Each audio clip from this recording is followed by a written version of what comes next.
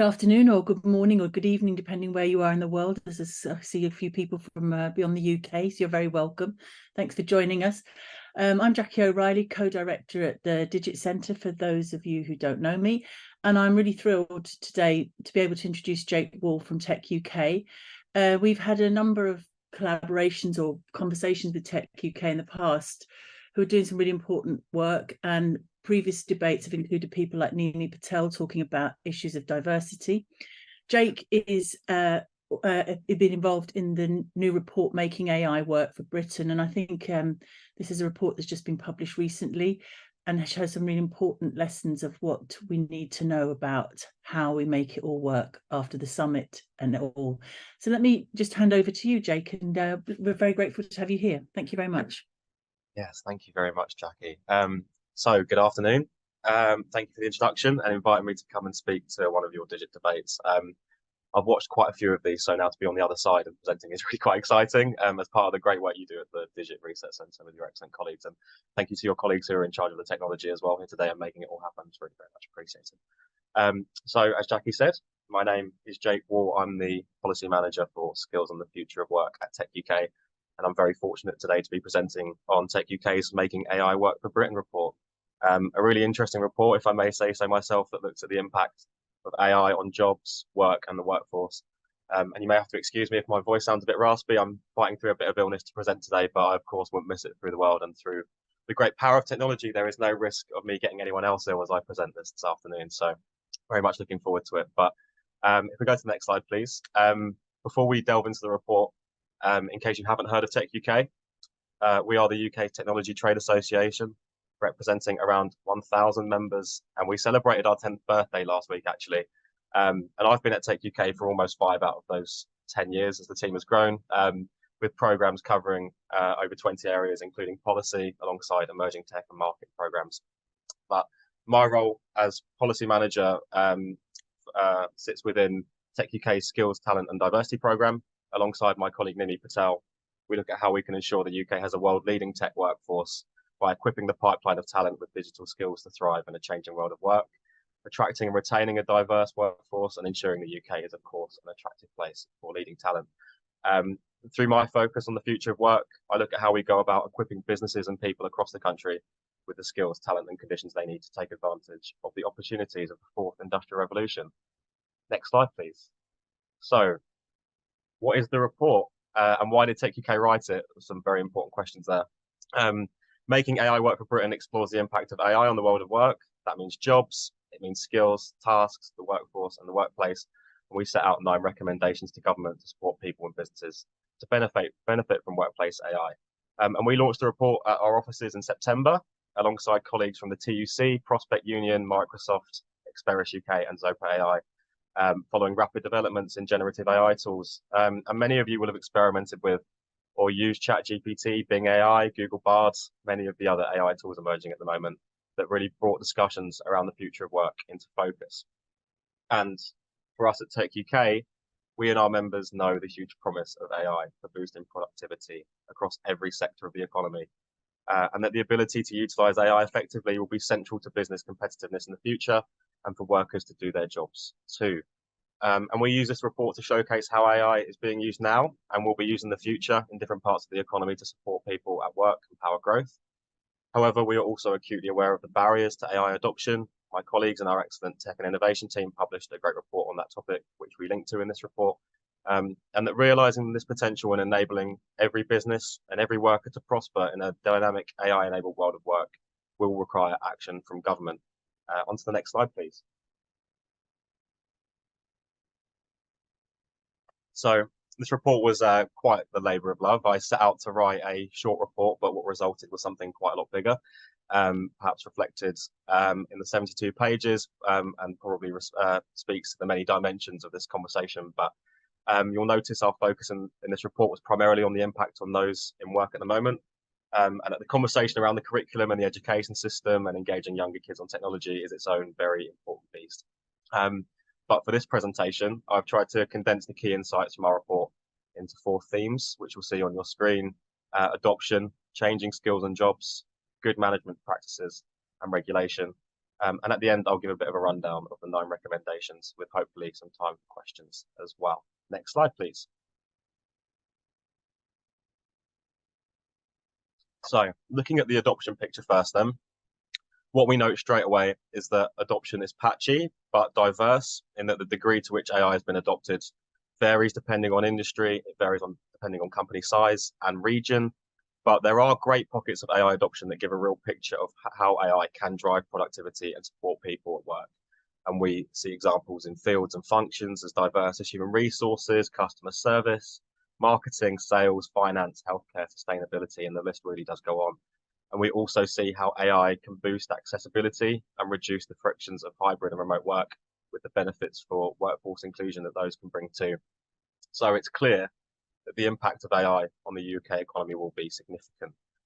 Research by Public First on the potential impact of AI on the UK economy estimates that AI tools could create over £400 billion in value for the UK economy by 2030, the equivalent to an annual growth rate of 2.6%.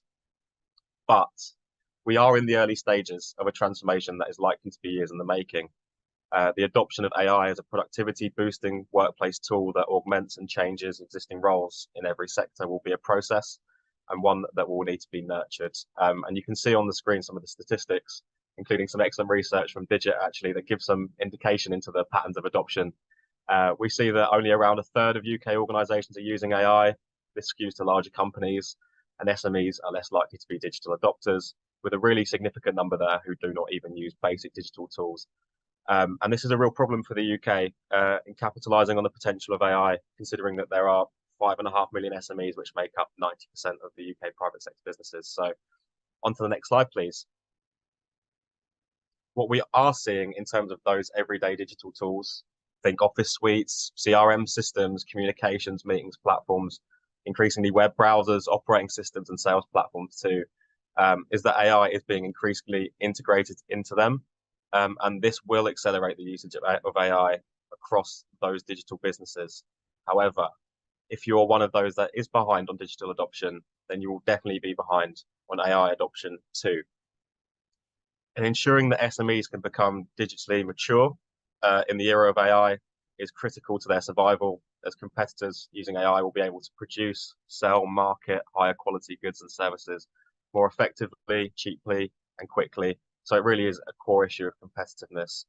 And one of the recommendations that we make is for a digital growth fund to help SMEs adopt new digital technologies, including AI and enabling technology, reallocating money unspent under the Help to Grow digital scheme to really make sure that every UK business is fit for the 21st century. Next slide, please. Indeed, the research shows very clearly the potential of AI for boosting productivity, really evidencing the need to ensure that all businesses and workers in every part of the UK can take advantage. And just to cite some of the research we reference in the report that really speaks to the power of this technology and why people and businesses can't be afford to be left behind. I'll run over a few of them here. According to research by Public First, AI could save over 700,000 hours a year in admin work for GPs and teachers. A study by Visya suggests that workers in the UK already using AI are saving the equivalent to around 390 hours a year. An MIT study found that generative AI reduced the time taken to complete mid-level professional writing tasks, increasing productivity by 37%. And this is a common theme across all of the research in areas like computer programming, customer service, and consultancy as well. And we see, a real kind of boost in productivity, higher quality results. But most interestingly, the research finds that AI supports the lowest skilled staff the most in increasing their productivity and their work quality. So the potential really is just extraordinary. But how are different places across the UK positioned to respond to AI-powered innovations? Next slide, please. And now I'm really excited to show off some research from my colleagues in the Nations and Regions team at techUK, who recently published this year's Local Digital Index. We reference this annual publication in our AI report, and it gives some concrete data that shows how some nations and regions across the UK have stronger digital foundations than others, meaning they and their local economies are better placed to capitalize on the benefits of digital transformation and new technologies like AI. And on your screen, you'll see a table of 12 nations and regions in the UK organized by their overall rank. as well as their scores across 7 different areas, which we've identified as underpinning strong local digital ecosystems. And it's perhaps no surprise to see London and the South East leading the way. But what we can also see is that digital adoption is highest in those nations and regions which are broadly high scorers. And if we move on to the next slide, you can see some radar graphs that give a bit more of a visual breakdown of some of the key areas here focused on skills, digital adoption, and digital infrastructure. And one interesting takeaway that may pop out from the data is that whilst the West Midlands and Yorkshire and Humber score really well for infrastructure, their adoption score is pulled down by a lack of skills, as well as a lack of access to finance and investment, and middling to low scores on the other criteria. But what's really great about the index is it's a tool that maps the strength of local digital tech ecosystems to inform policymakers. So if you haven't read this year's index report, I very much implore you to visit the techUK website for that. Next slide, please. But what will be the impact of AI on skills and jobs? In the report, there is a line that says the AI revolution will not be built or will not arrive by accident. It will be built by humans. And I think that really sums up the impact of AI on jobs in the short to medium term. Data from Experience found that a majority of companies say that AI will boost their headcount over the next couple of years. And it's really important to remember that the commercialization of AI and the widespread adoption of AI will require multi-skilled teams to make it happen. And on the slide, you'll see examples of just some of the skills that will be needed to drive this AI transformation in enabling and complementary technologies, processes, and domains. In organizations, it will take teams to bring these AI technologies to life, develop them, ensure they're sustainable, ensure they're secure, apply them to real-world problems, interface with clients, investors, and customers throughout that journey too. And something that's not on the slide, but we will also see as AI becomes a central component of work, is that AI will give rise to new functional positions too. Roles like specialist prompt engineers, a term that many of you may now be more familiar with, but something that's only emerged recently. But also AI editors, quality controllers, and even linguistics experts. Indeed, the number of job postings that mention generative AI has seen a 36 times increase in 2023 compared to last year, coupled with a growth in demand for prompt engineers across businesses. Next slide, please. When it comes to discussions around the impact of AI and automation on jobs, from a skills perspective, over time, AI and automation technologies will decrease the demand for automatable tasks and the related skills, and boost demand for those tasks and related skills that are less automatable. In practice, that means a renewed emphasis on inimitable human qualities and soft skills, as well as on the tech competence and skills required to work on or alongside AI and automation technologies in different sectors of the economy. And yet, we know there is a huge digital skills gap, and workers don't really have the digital skills that they need for their jobs today, let alone in the future or in light of developments in AI. Less than 1 in 5 workers rate their soft skill set as excellent, and 1 in 10 feel they don't have AI skills, and report a limited digital skill set that doesn't extend far beyond things like collaboration technology, digital administration, or digital project management. And this is reflected in what businesses are saying too, which is that they have an AI skills gap, and a sizable minority of those companies reporting an AI skills gap note a lack of both soft and technical skills. Next slide, please. This lack of skills is particularly alarming considering the types of skills that will be important in the AI-enabled workplace, of course. And according to CW Jobs, 29% of businesses are looking to a technology like AI and robotics to plug short-term talent gaps. So that really shows that businesses need to be able to recruit individuals with relevant digital and workplace skills, or they will increasingly turn to technology to meet their needs. And as work becomes AI-enabled, the ability to work with or alongside AI will be critical for tasks augmented by AI. Not only will workers need the tech competence to use these tools, but they'll also need a good ability to judge when best to use them over human expertise and their interactions at work. And one example of a new emerging skill stemming from developments in AI, which we've already touched on, is prompt engineering and the ability to prompt AI tools to get the desired outcomes. And data from Udemy, the online learning platform, showed that generative AI skills were the most in-demand skills on the platform for the first quarter of this year. For many of new tasks centered around AI, Workers will need to have the digital skills to supervise and improve the AI tools they use, including the ability to handle and detect bias. But in order to do that most effectively, they will need strong domain-specific knowledge. So think about a lawyer using their legal acumen perhaps to use and supervise tools in that field where there's a real imperative to provide accurate advice to clients. And you get a sense of the kind of real enduring importance of domain-specific human expertise. But they'll also need soft skills like creative evaluation, ethical reasoning, and analytical judgment to interrogate those outputs of AI, and good communication and collaboration skills to take those outputs to clients, colleagues, customers, and to stakeholders too. You'll see on screen 4 key skills that come from the World Economic Forum data on what skills businesses expect to grow in importance over the next 4 years. And when it comes to the skills being prioritized in training according to the World Economic Forum data, you'll see that those are broadly aligned. The 4 on the screen that are expected to grow in importance are creative thinking, analytical thinking, tech literacy, and curiosity and lifelong learning. And the skills being prioritized in training according to the WEF data broadly reflect those, as well as leadership and social influence skills. But one thing that we do see from the World Economic Forum data is that for the biggest companies, AI and big data skills are one of the top training priorities. Next slide, please.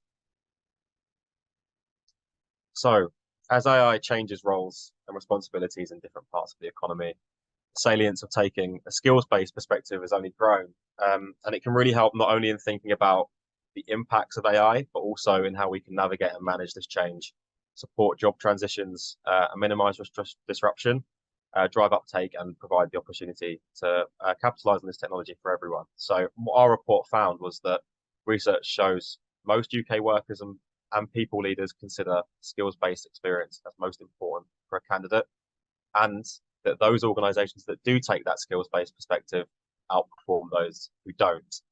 And considering the increasing importance of human and soft skills for the future workplace, and that many of those skills like critical thinking, analytical judgment, communication, and collaboration are some of the most transferable skills. Taking a skills-based approach can help identify these skills in sectors, businesses, even homes across the country. And the challenge for the UK then is to leverage those transferable skills, match talent with jobs, and provide the talent and development opportunities to develop people's skill sets and develop their tech and AI competence so that they are equipped for the roles of the AI-enabled workplace. And there is a lot of great free training out there. And in the report, techUK reiterates its long-standing call for government to create a digital skills toolkit 2.0 to help people navigate digital skills training and careers, designing an accreditation framework for short modular courses in collaboration with industry, but also considering how AI could be deployed to enhance the government's own job site and its skills toolkit. And on the slide, you'll see some data from our member company, ServiceNow, which shows some of the reskilling and redeployment opportunities in the UK by identifying skills matches of present jobs with new evolving job roles. And you'll see that personal assistants are an 82% job match for a switch to a role in change management, while bookkeepers are a 71% skill match for a career as a help desk support agent.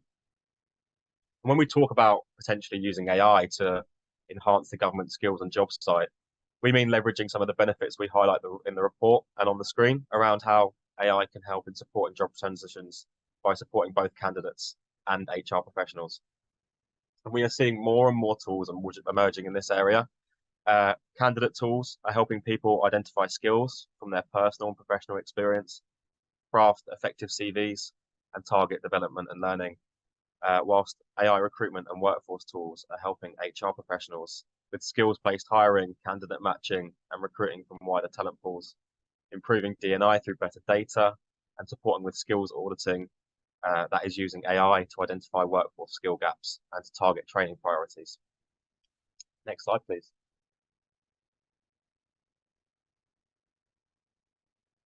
And as AI develops alongside other emerging technologies, it will change work in different ways. And one thing we note in the report is that there are lots of unanswered questions, and many of the jobs of the future are yet to be invented. And as recommended in our report, it will be key for the UK to kind of have some forecasting capacity to keep on top of those labour market trends and align policy, including skills, migration, tax, and others. But what steps can the UK take to drive skills training now, but also prepare people for a somewhat uncertain future? And the answer is by embracing flexible training and lifelong learning. And this isn't an overly novel idea, but we see a real intensification of need driven by AI to really seize the moment to upskill the country through flexible training and lifelong learning. Evidence suggests that short modular courses can help drive skill building around other commitments, overcoming those off-cited barriers, including time, and they are best placed to provide easier avenues for people transitioning between sectors and support workers in a changing world. The content and provision of these short courses can evolve over time in response to tech and labour market trends, whilst lifelong learning will be imperative for individuals to respond to these tech-powered changes and changing demands in the labour market. However, business investment in training, especially digital skills and AI training, is lacking. And that's particularly so for investment by smaller businesses who meet a number of barriers, including time, costs, as well as identifying relevant or appropriate training for their needs. And worryingly, only 23% of employees report having any digital skills training from employers, and only 27% of employers are investing in worker training and development to support their workers with AI. And we know that digital competence is important for these leaders too. Research suggests that leaders who receive digital training said their organization experienced growth more often than those who didn't. And we know that leaders who had received training in the past year saw technology as a real opportunity to make their business more profitable compared to the few that didn't. So we really see the importance of digitalizing and upskilling leaders as this kind of connected conversation.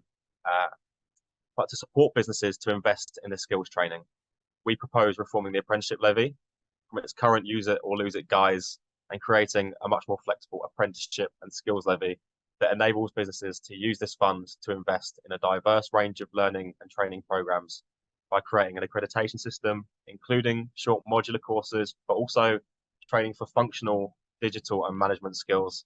And management skills is something we'll definitely come on to in the next section. But at the same time, helping people to invest in developing their own skills and actualizing lifelong learning is an equally important part of the equation. techUK was really pleased to see the importance of lifelong learning reflected in the creation of a lifelong learning entitlement. But we know the effectiveness of this entitlement will be determined by its design. And we're really keen to see a flexible and expansive entitlement that enables the kind of dip in, dip out use of the fund throughout one's career, with broad eligibility criteria, the ability to spend it on a wide range of accredited courses, including, again, those short modular and micro courses, but also providing support for providers and distance learners. And that means looking again at the minimum credit requirement for courses to ensure that it's not too restrictive, thinking about the types of support that providers are going to need to offer increasingly modularized learning in terms of their structure, time, resources, and facilities, and then perhaps even the role that hybrid or blended learning could play potentially in bridging that gap. Another thing we highlight particularly here is that maintenance loans should be extended to distance learners who often require access to that flexible learning because they are balancing learning with other life responsibilities and require this access and shouldn't be penalised for it. Next slide, please. So when it comes to getting the most out of AI, it's obvious that digital skills and AI competence will be critical for people at every level of business and organizations. But research suggests that AI and automation outcomes are improved for businesses and individuals when there are good management practices in place to support it. That includes, of course, training and upskilling staff, but also transparency and information sharing on the use of technology at work. Although 94% of leaders recognize the importance of AI to the future of their business, only 27% reported thinking they had the right policies and processes in place to fully harness the benefits. And this correlates with other research that shows, for example, only 16% of AI users have conducted a bias audit to ensure it's acting appropriately, and only 18% of companies have an AI policy for workers. On transparency, the literature shows that management transparency is a top indicator of employee happiness, with positive implications for business and work performance. And transparent leaders are also viewed as more trustworthy and effective by employees. However, while most business leaders believe their organizations are transparent, their employees don't tend to agree, with just 18% reporting they agreed with that assessment. Next slide, please. But perhaps most notably, The evidence suggests that the role of workers in realizing the benefits of workplace innovations is central. It's not only common sense that involving workers in conversations around technology boosts their confidence in using it, but it is a business imperative with workers who are able to effectively collaborate with AI and automation tools, reporting higher levels of job satisfaction and engagement and boosting job performance along with it. And this is backed up by an MIT study that showed, yes, workers were much more likely to be satisfied in their jobs as they got value from AI, but also that organizations were considerably more likely to get value from AI when their workers did. And that really leads into the next point on the slide, which is that engaging workers can support effective innovation. There is a now very old idea in business of the iceberg of ignorance, that people on the ground essentially understand the pinch points and challenges of a business better than those at the top.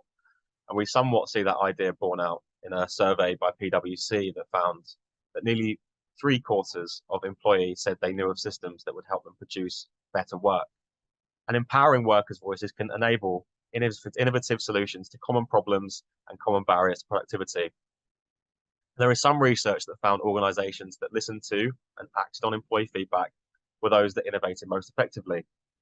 As AI is set to transform the workplace for people in roles across organizations, those businesses that stand to benefit the most are those that consider how those on the ground are going to use and apply these tools in practice, recognizing to an extent that perhaps conversations around tech adoption, and by the way, having those tech adoption conversations with workers is something that OECD data suggests the UK does quite well on. But these conversations around tech adoption and digital upskilling perhaps are not entirely separate. Next slide, please. Moving to our final theme of regulation. Following the publication of the UK's white paper, the regulatory environment in the UK is set to be guided by a system of 5 non-statutory principles applied by existing regulators to different applications of AI across their remits, complemented by a central function. As you can see on the screen, those 5 principles are safety, security, and robustness, appropriate transparency and explainability, fairness, accountability and governance, and contestability and redress. techUK has called for government to set out how central functions will work in practice to ensure that coordination and consistency between regulators that will be so important to making this work. And these existing regulators will need the funding and resource to support this coordination and ensure that they've got the capacity and the capability to act quickly and in response to developments in AI. For businesses, a lot of eyes will be on the EU's AI Act too, which will impact those organizations developing AI solutions that are used in or have an effect in an EU country, and some of the more recent challenges that have emerged from that trialogue process there. Next slide, please. Well, for UK workers and UK businesses now, clarity is needed on how the law and regulation applies to the use of AI at work to support individuals and businesses and to drive adoption and usage. And what we see is there is relevant legislation across a number of areas that come together to create a UK labour code, such as laws for data protection, equality, human rights, employment rights, and ensuring that businesses and workers can understand that landscape and are clear on how rights and obligations apply in relation to AI will be a critical challenge moving forward. So to do that, existing regulators must be empowered to work together and issue some non-statutory guidance on the use of AI at work as a matter of priority.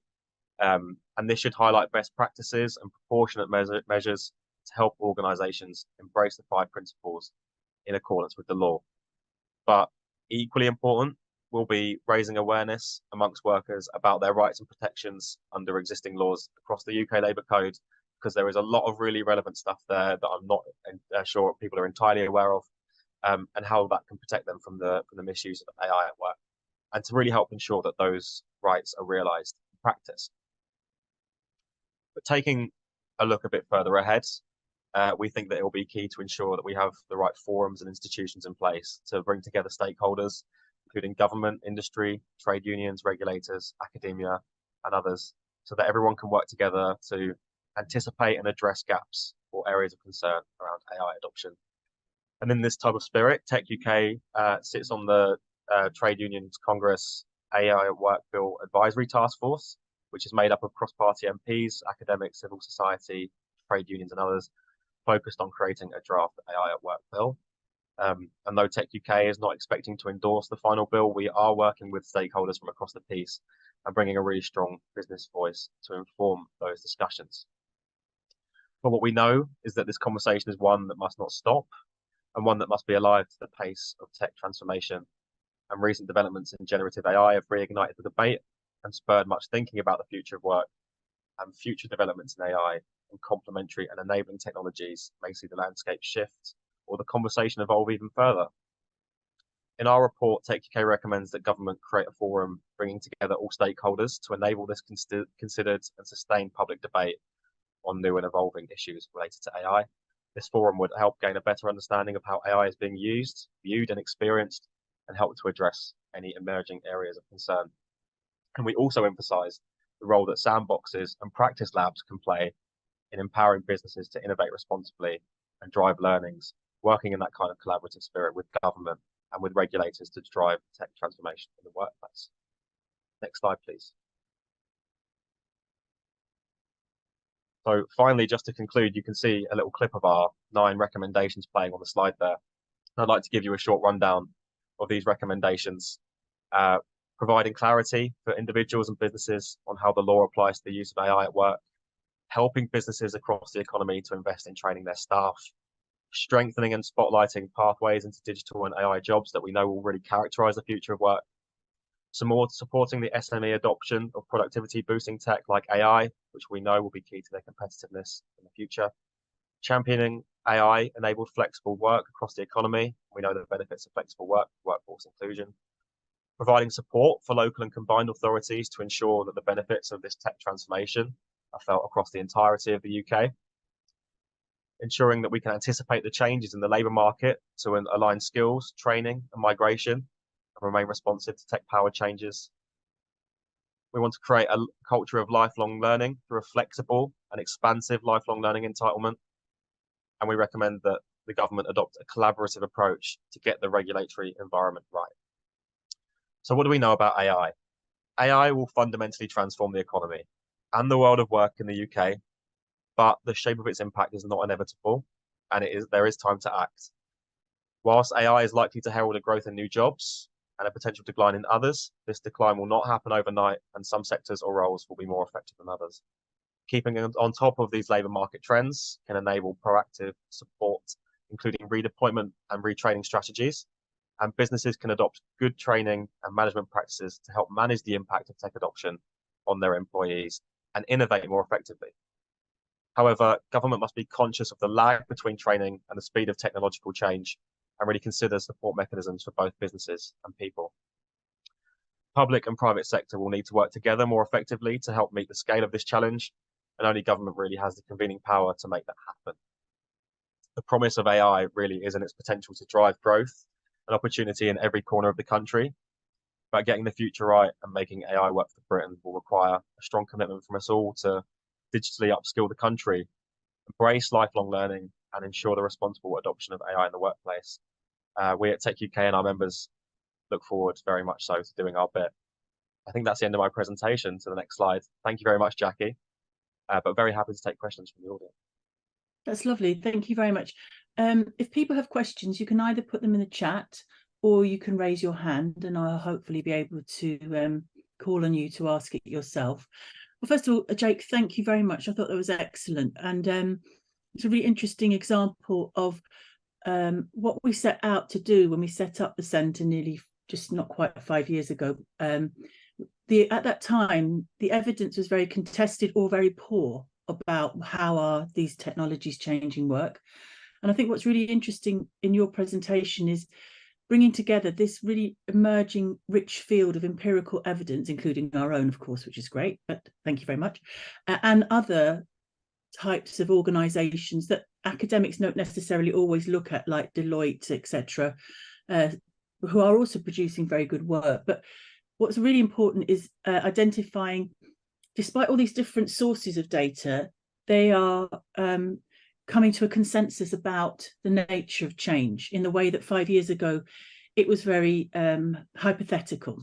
So I think that's really, really important that you're identifying the patchiness of adoption, the skills gaps, what are good working practices, and what are the kind of regulatory challenges we have. And I thought it was fantastic.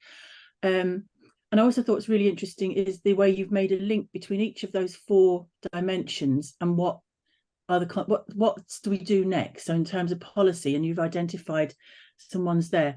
So thank you. I thought it was really, really very, very helpful, useful. I can see, Jana, you've got your hand up. Would you like to introduce yourself and ask your question or comment? And anybody else? Hi, everyone. Sorry. Hi, everyone. I'm Jana, Leeds University Business School. Jake probably knows of me from Twitter, where I advertise everything I've done across the European Union. And this is where my question comes from. And I'm sure you know what I'm going to ask. Obviously, with a focus on Britain, I don't expect you to kind of say, I'm familiar with what the European Commission is doing, but I've just returned from my governmental role leading the higher education in Slovenia. And during the Slovene presidency, we pushed forward something that's called micro-credentials, which I'm sure you've heard of. And micro-credentials is just a very posh, difficult word for everything you put on that purple slide around accreditation and recognition. As it happens, I was with the OECD yesterday, and there was IBM talking exactly about your point here, about the super need of companies to upskill and retrain or train their staff. So I wonder, do you think there's, I'll use that strategically, appetite in the UK to look at the European Commission around micro-credentials and everything that's happening around that, especially at the level of higher education institutions? So moving from the UK standard apprenticeship scheme towards something that's called micro-credentials at the university level. So there's hardly any question in there for you, but kind of just to plan this idea to you. And thank you very much for your presentation. No, you're very welcome, and thank you for the question. I think the skills landscape is a really interesting one, I think, because we see this low level of investment in upskilling staff in businesses, but also kind of in a contradictory kind of sense, there's lots of available free accessible training out there. And I think there needs to be a real kind of, and I think there is increasingly a real kind of recognition of the need to kind of leverage all of the kind of opportunities that are out there across the skills landscape. And that's going to mean looking at, kind of best practices from other countries, Singapore and others, to kind of really learn about what works, and build that kind of digital learning ecosystem that embraces those kind of short courses. And I think that, that can only be done by kind of learning from all of the things that we've done, and we don't want to reinvent the wheel. And we see a real kind of, like I mentioned in the presentation, we see that intensification of need. That we've been kind of banging the drum for short modular courses for a long time. And now I think the kind of need for those is really hastened by developments in AI. So to your question, I think there's always something that can be learned from kind of the things that are out there. That's particularly around this point of short modular courses, which we know, and you heard from IBM, one of our members, and many others kind of in this sector and beyond, that really recognise the importance of these for kind of upskilling alongside people's working responsibilities, their caring responsibilities, or what other responsibilities they have in their life. And I think that's a real point of accessibility and workforce inclusion too, as well. Thank you very much. Could I just add to that? I mean, we often cite Singapore as the country to learn from, but I really actually think the most useful comparison was Canada. And in a book we did, Work in the Digital Age, a few years ago, there's a chapter on Canada there. And the way they try and address this issue of education and skills is from nursery to postgraduate level. I mean, in Ontario alone, I think they opened 10 new universities. And the Canadian case was about not just a silver bullet that might solve it, but like micro credentials that you're talking about here, but it really is a very comprehensive educational reforms that are required. And I mean, your reference there is that Matthew Taylor recommended in his report on modernising working conditions about this kind of digitalised credentialism. I think it can be quite fashionable, but it doesn't address kind of elephant in the room, which is really about significant structural changes. But let's go over to Australia and be informed from Greg Bamber.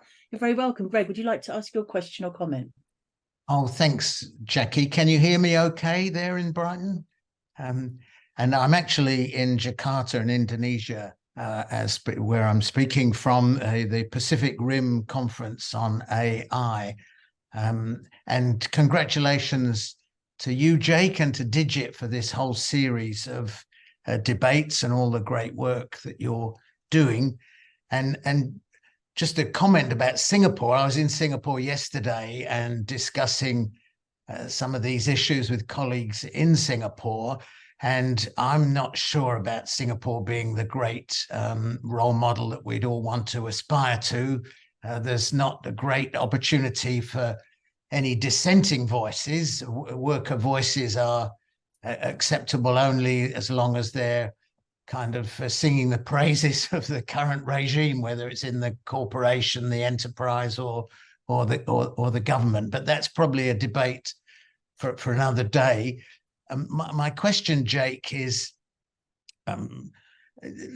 people who comment about the implementation of AI in workplaces tend to be either optimists or pessimists in the way they're interpreting what's going on and what might be happening in the future.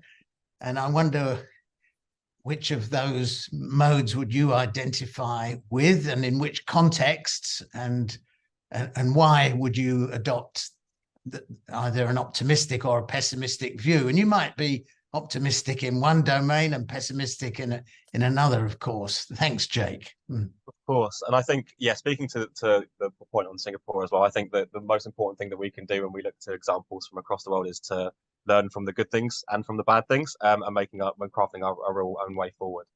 As to your point around whether I'm an optimist or a pessimist, it's a really good question. I think when it comes to AI in the workplace, I'm optimistic, very much so. I see AI as having a great democratizing effect for accessibility, bringing people into careers and jobs that they might otherwise not have had access to, and really kind of allowing people to focus more on the aspects of their job that where they can really make a difference. And I think, when we look at the statistics around the hours saved for teachers and health workers, what does that mean in practice? If they're not doing admin work, they're hands-on with their patients or with their pupils, they're delivering personalized care or personalized teaching.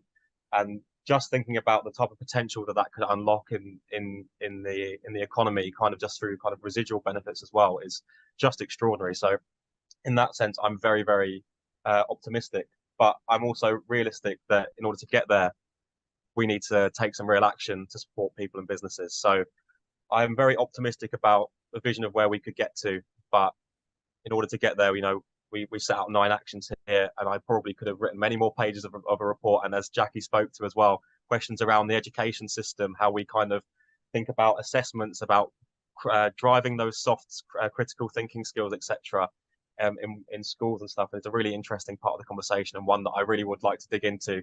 But we're all just strapped for time, and the future of work is such a big beast. But I think it's such an important question. But overall, yes, I am optimistic, very optimistic.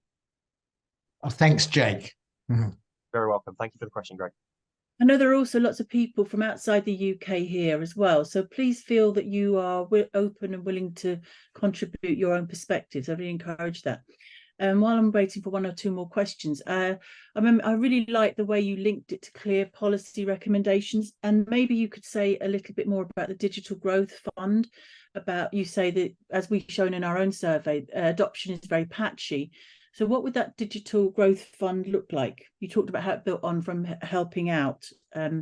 Yeah, so I think it's about the structure of the Digital Growth Fund would be essentially as a tax credit or a tax deduction against corporation tax to encourage this kind of investment in productivity enhancing technologies. Now, the Help to Grow digital scheme, which kind of fizzled out and with limited success, was intended to kind of bridge this gap and kind of drive this SME adoption of digital technologies.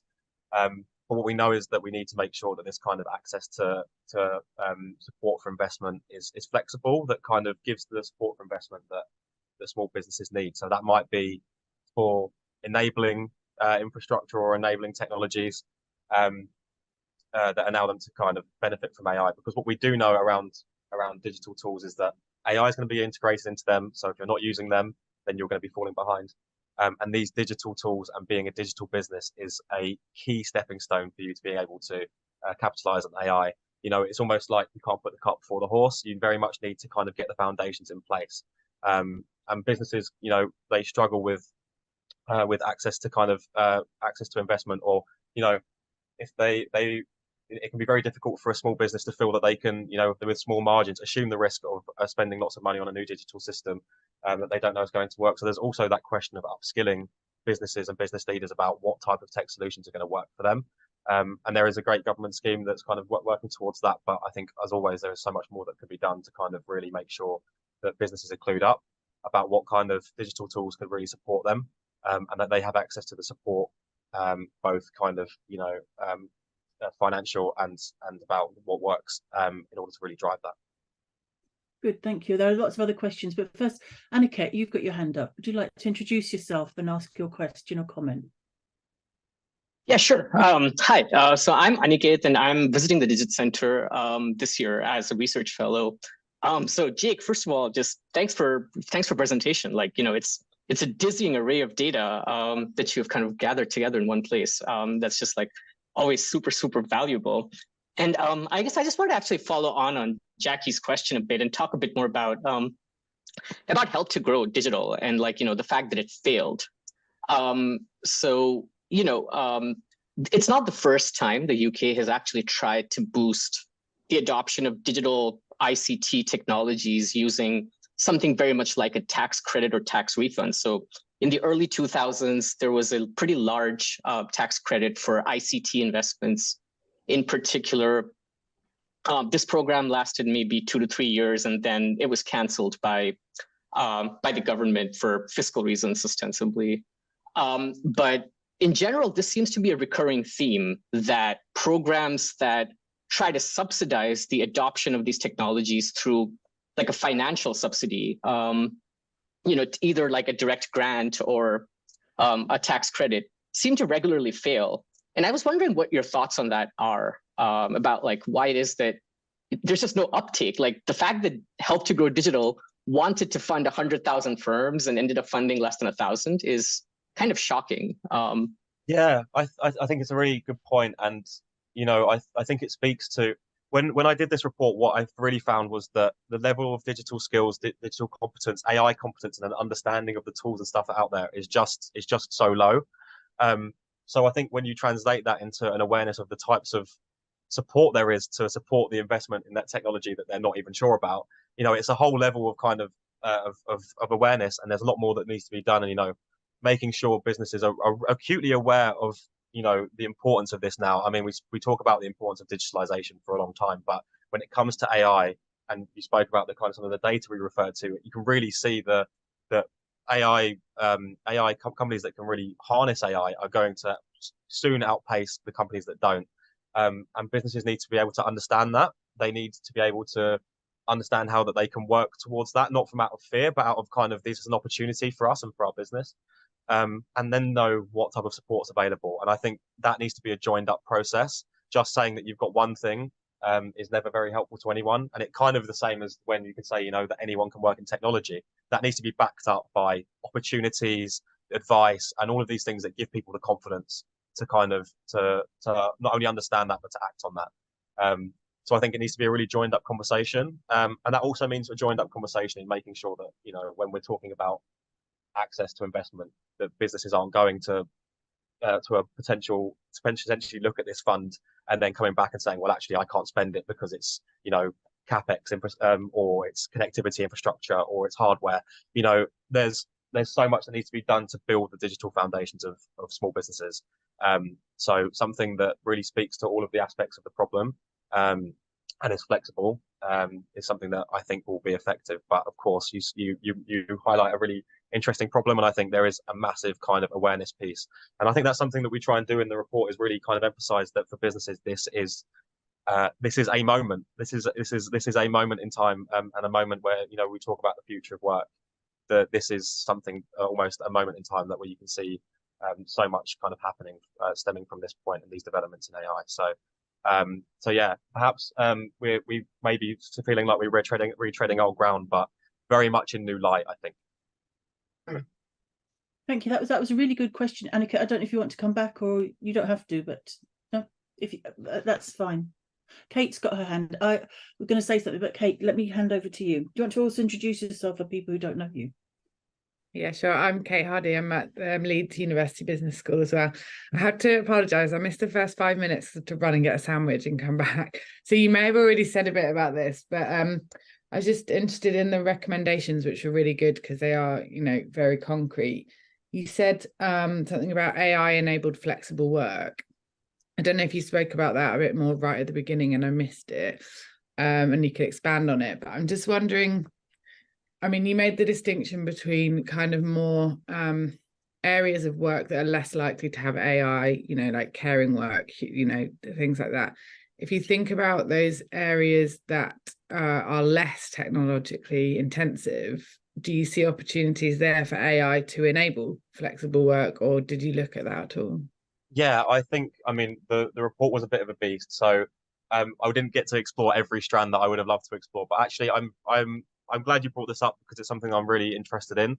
And I know that an organisation in the UK, TimeWise, have been doing some thinking around this as well, about how we can kind of, following the pandemic, really spread those benefits of flexible work to every workplace. And I think there is an opportunity there. And I think as you see platforms for things like shift management and workforce management, as AI is integrated into those, it can make the job easier for managers who, if provided they are equipped, with the skills to use these tools, and also empower workers to kind of manage their own kind of working patterns as well. And you can see the benefits that these types of technologies and tech platforms could use to enable things like job sharing, shift swapping, etc.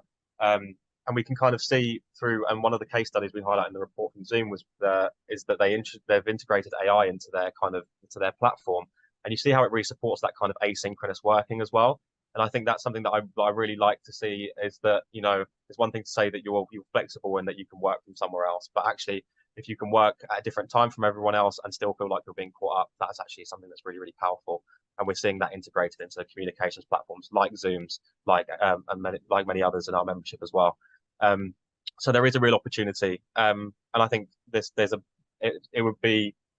I not only talk about AI powered workforce flexibility, but also workforce accessibility as well in the report, because I would be very remiss of me not to kind of speak about how we could leverage this great assistive technology to help more people into the workforce, particularly people with disabilities. And we have some great case studies as well. So I implore you to look at the report about how AI technologies are being used to help more people enter the workforce and do more jobs, and kind of empowerment or autonomy that gives the benefits for workforce inclusion and diversity.